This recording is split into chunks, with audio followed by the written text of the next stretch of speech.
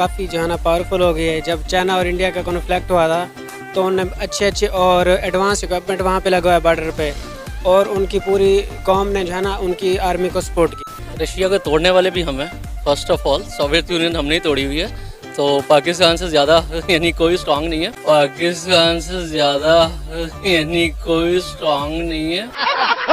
तो पाकिस्तान से ज़्यादा यानी कोई स्ट्रांग नहीं है। Are you comedy me?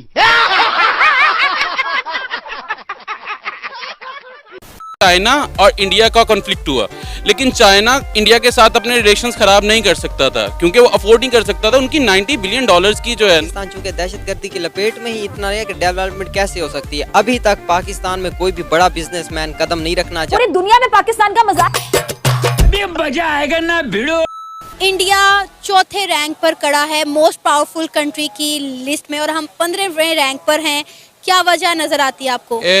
क्योंकि पाकिस्तान में जो है ना वो एज सच जो है ना वो लोग टेक्नोलॉजी का यूज़ नहीं है। फिर दूसरा यहाँ पे प्रैक्टिकल एजुकेशन नहीं है, क्योंकि आजकल पूरी दुनिया में जो है ना वो पावरफुल का ट्रेंड जो है ना वो ज़्यादातर पाया जाता है कि आप जो है ना वो अपनी पॉजिटिव चीज़ों को किस तरह से जो है ना वो पूरी दुनिया में जो है ना वो भेज सकते हैं।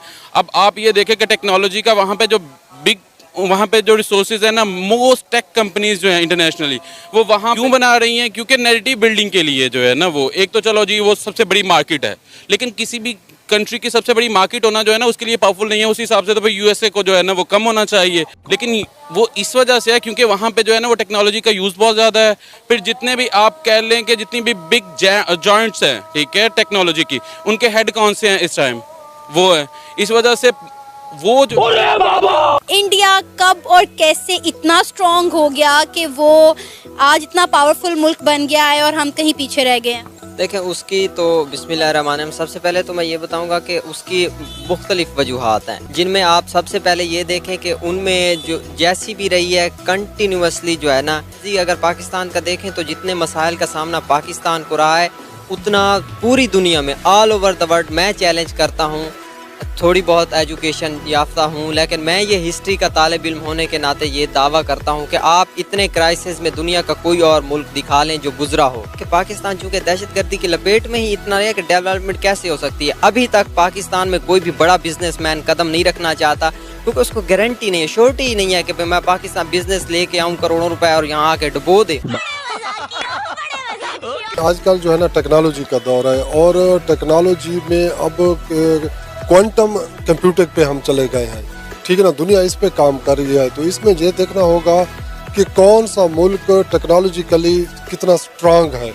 अगर हम देखें तो पाकिस्तान इसमें से थोड़ा सा लैग कर रहा है टेक्नोलॉजी में, जबकि इंडिया उसमें हमसे आगे जा रहा है। आप देखें कि जनाब सिलिकॉन वैली में कौन सीईओ बैठा हुआ है? इंडिया के सीईओज बैठे हुए हैं। बाकी जो है गूगल में देख लें, ट्विटर में देख लें, तो इंडिया हमसे जो है ना टेक्नोलॉजिकली आगे है, तो हमें भी उसी तरह टेक्नोलॉजी पे काम करना होगा।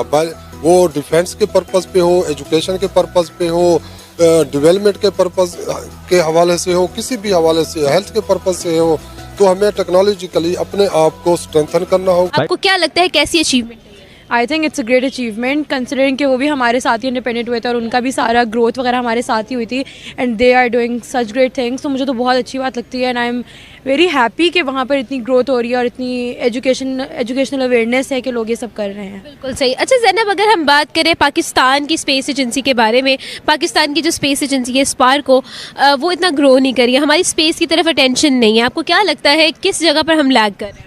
आई थिंक जो मेन स्पेस की बात तो बहुत दूर तक आती है, जो हमारी कंट्री में एजुकेशनल अवेयरनेस है ना वो इतनी कम है। तो जब एजुकेशन ही नहीं है, लोगों में अवेयरनेस ही नहीं है इन चीज़ों में, तो स्पेस का तो बहुत दूर की बात है कि वो सोचेंगे। हमारी कंट्री में जो हमारा कंट्री का अपना एजुकेशन सिस्टम है वो ही इतना इस वक्त ऐसी हालत में है कि अगर मैं इंडिया से कंपेयर करूँ, मैं अभी बाहर पढ़ती हूँ, तो मेरे जो इंडियन फ्रेंड्स हैं जब मैं देखती हूँ कि उनकी क्या बेस बनी हुई है एजुकेशन में, फिर मैं कंपैरेटिवली यहाँ का देखती हूँ तो इतना ज़मीन आसमान का डिफरेंस है। और उसकी वजह से मुझे फिर खुद ही अंदाज़ा हो जाता है कि वो लोग जो इतनी अचीवमेंट्स कर रहे हैं, वो लोग जो इतनी चीज़ें लाइक इन्वेंट कर रहे हैं, डिस्कवर कर रहे हैं और इस तरह की अचीवमेंट्स उनकी हो रही हैं, वो किस लेवल की और हमारी किस लेवल की, वो मुझे उसी से अंदाज़ा हो जाता है कि हमारे एजुकेशन सिस्टम जो बेस ही लैक हो रही है। और इंडिया ने रशिया को बीट करके ये रैंक हासिल किया है। रशिया को तोड़ने वाले भी हम हैं। First of all Soviet union हमने ही तोड़ी हुई है। औकात में रहो। तो पाकिस्तान से ज़्यादा यानी कोई स्ट्रांग नहीं है। सेकेंडली जो जंग की सूरत हाल के अंदर है, ऑब्वियसली एक रिसोर्सेज ज़्यादा हैं, उनके पास पैसा ज़्यादा है, उनके पास जंगी वेपन्स वगैरह हर चीज़ ज़्यादा है। लेकिन फिर से वही आ जाती है कि हम लोग तो जितने, हमें 70 साल हो गए, तो हम 70 साल से जंग के अंदर हैं और हम उस चीज़ को लेकर चल रहे हैं। तो I think Muslims are better in this sense के किस तरह से लेकर चला।